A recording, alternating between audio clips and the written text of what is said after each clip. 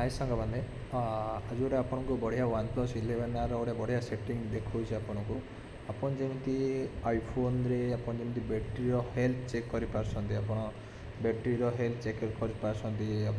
Second hand iPhone किणुन तार battery health check कर 80% battery health अच्छी कि 70% अच्छी कि 90% अच्छी। तो आम एंड्रॉयड फोन भी इस टाइप सिस्टम अच्छी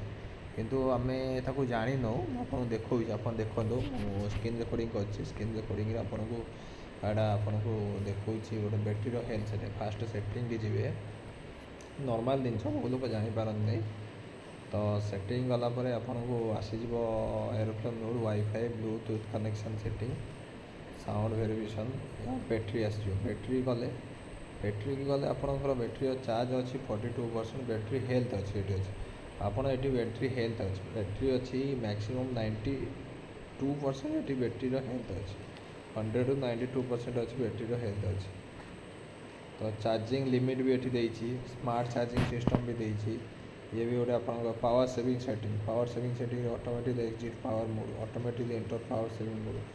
आदि आपंकर वीडियो चल पावर सेविंग माने वीडियो चलला पावर सेविंग मोड भी करेंगे ये भी सिस्टम अच्छे आपन को वाप मैनेजमेंट को वाप रे केते बैटेरी जाऊँगी आप लेट गेम रखिछन देखि मु एंग्री बर्ड रखी एंग्री बर्ड रे देखाई छे अलाउ बैकग्राउंड एक्टिविटी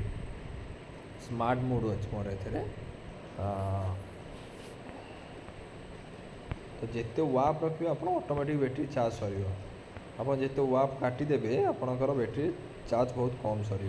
तो आप अजथा वाप जो गुराक दरकार नहीं तो से वाप गुराक आप टोटाल भी रखते नहीं काटी ही दिखाँ बेटर हम।